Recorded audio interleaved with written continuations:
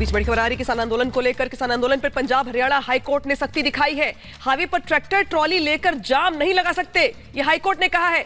पाबंदी के साथ प्रदर्शन का अधिकार है, मौलिक अधिकार के साथ संवैधानिक कर्तव्य भी है। इस तरह से लेकिन हाईवे पर भीड़ जमा नहीं कर सकते, यह हाईकोर्ट की ओर से सख्त टिप्पणी की गई। जिस तरीके से देख रहे होंगे आप कि बीते दिनों से तमाम दिल्ली के बॉर्डर्स, चाहे शंभू बॉर्डर, चाहे सिंधु बॉर्डर, चाहे टिकरी बॉर्डर हो, चाहे गाजीपुर बॉर्डर हो, अलग अलग बॉर्डर्स पे ट्रैक्टर्स लेकर के किसान पहुंचे हुए हैं। हालांकि इस बीच बातचीत का दौर भी चलता रहा, लेकिन किसान पीछे हटने को तैयार नहीं है। लेकिन अब हाईकोर्ट ने टिप्पणी की है यहां पर कि हाईवे पर भीड़ जमा नहीं हो सकती है। हाँ, इतना जरूर है कि आपको प्रदर्शन का अधिकार है, लेकिन नियम भी जरूरी है। टिप्पणी की गई है कोर्ट की ओर से। सुजाता, मौलिक अधिकारों के साथ साथ कर्तव्यों का भी जिक्र किया और याद दिलाई है पंजाब हरियाणा हाई कोर्ट ने, और ये कहा है कि आप इस तरह से वाहन एक्ट का उल्लंघन नहीं कर सकते हैं। आप इस तरह से ट्रैक्टर ट्रॉलियों को लाकर सड़क पर जमा नहीं कर सकते हैं, रास्ता नहीं रोक सकते हैं।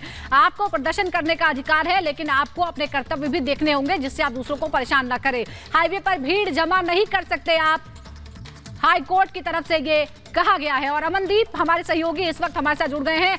अमनदीप, एक तरफ बातचीत की कोशिश हो रही है, किसान कह रहे हैं, प्रदर्शनकारी कह रहे हैं कि हम प्रदर्शन करेंगे, हमारा अधिकार है, लेकिन हाईकोर्ट ने कर्तव्य भी याद दिलाए हैं कि आपका अधिकार है, लेकिन आप दूसरों को परेशान नहीं कर सकते।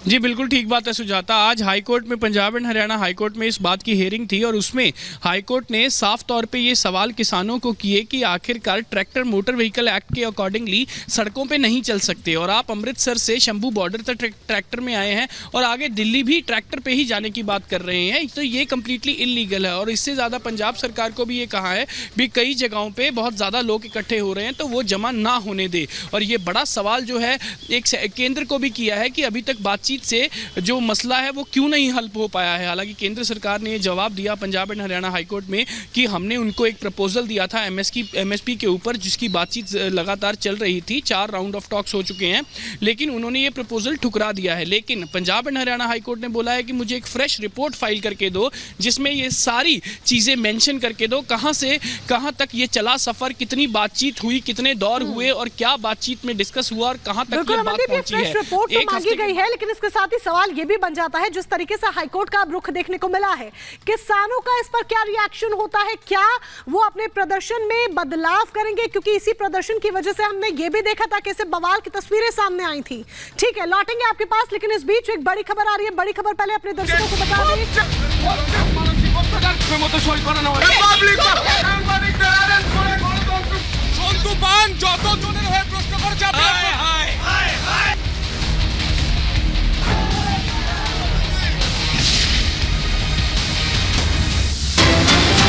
खबर आ रही है रिपोर्टिंग बंगला की अगर बात की जाए तो बंगला रिपोर्टर की गिरफ्तारी पर का ये पूरा का पूरा मामला है, जहां पे पश्चिम बंगाल के राज्यपाल सीवी आनंद बोस का बड़ा बयान सामने आया है और उनकी ओर से कहा गया दरअसल कि प्रेस को रिपोर्टिंग की आजादी होनी चाहिए। रिपब्लिक मीडिया नेटवर्क भी लगातार ये सवाल पूछ रहा है कि क्या प्रेस को रिपोर्टिंग की आजादी नहीं है?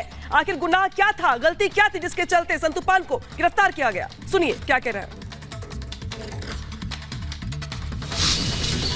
I have already made my point clear yesterday.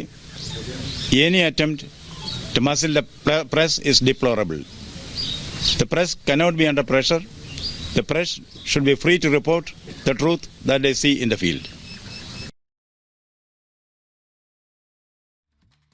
और राज्यपाल का बयान हमने यहाँ पर सुना और सीधे अब श्वेता का यहाँ पर रुख कर लेते हैं। श्वेता, देखिए बड़ी टिप्पणी उनकी तरफ से, बड़ा बयान उनकी तरफ से यहाँ पर दिया गया है कि प्रेस को रोक नहीं सकते हैं, एक रिपोर्टर को रिपोर्टिंग की पूरी आजादी है, लेकिन बावजूद इसके पश्चिम बंगाल की सरकार यानी कि ममता सरकार ये समझने को राजी नहीं, और संतो पान के साथ जो हो रहा है वो पूरा देश देख रहा है।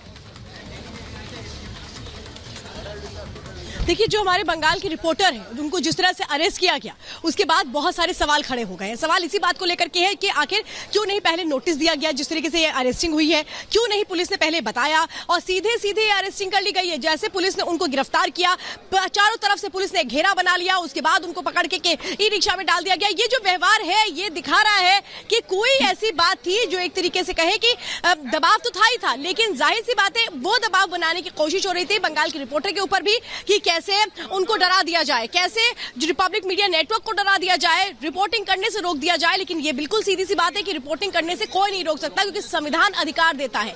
संविधान बाकायदा चौथे स्तंभ के तौर पर मीडिया को जानता है, और इसीलिए ये अधिकार हमें खुद संविधान ने दिए हैं। हम जाए, सच्चाई सामने लेकर के आए, और उसी अधिकार का तो हम पालन कर रहे हैं। तो फिर अगर उस अधिकार का पालन कर रहे हैं तो इसमें गलत क्या हो गया है, जिसमें इतनी बड़ी बात हो जाती है कि वो अरेस्टिंग तक पहुंच जाती। ये बहुत अहम हो जाता है।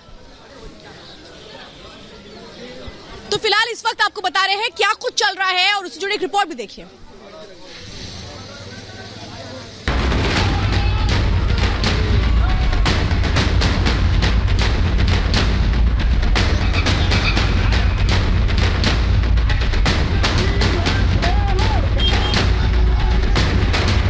सीरिया से बुरा संदेश खाली का हाल, सुलग रहा बंगाल।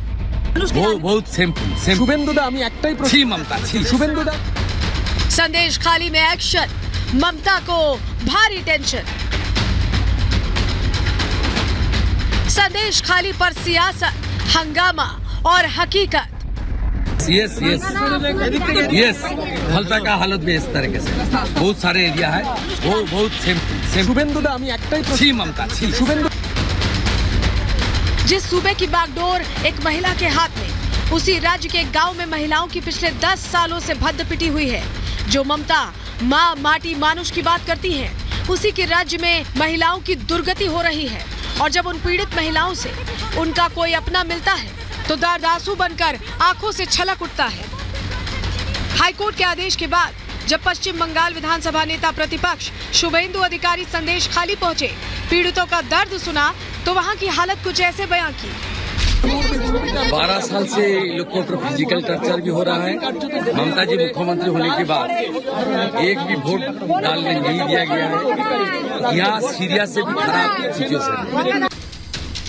जिस शाहजहां शेख को लेकर सियासत जारी है, जिस पर महिलाओं के साथ शोषण के आरोप लग रहे हैं, जिसे ममता सरकार संरक्षण दे रही है, वो कहां है? इस पर शुभेंदु अधिकारी ने सवाल किया। शाहजहां साहब को चीफ जस्टिस थोड़ी देर पहले बताया सरेंडर करना पड़ेगा, और केस में सीबीआई ईडी को टैग कर दिया। आपको लगता है अभी जस्टिस मिलेगा? पुलिस का संरक्षण में शाहजहां है। क्यों? वो टीएमसी का वोट लुटेरा है और टीएमसी को रुपया सप्लाई करता है। अभी सीबीआई ईडी हो गया है, ये लोग का अंदर ही जाना पड़ेगा, और एरिया में शांति भी आएगा। शाहजहां भी कैपिटल पनिशमेंट उनको मिलेगा।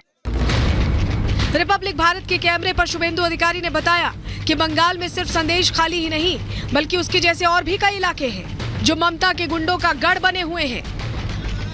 रिपब्लिक भारत के कैमरे पर शुभेंदु अधिकारी ने बताया कि बंगाल में सिर्फ संदेश खाली ही नहीं, बल्कि उसके जैसे और भी कई इलाके हैं जो ममता के गुंडों का गढ़ बने हुए हैं।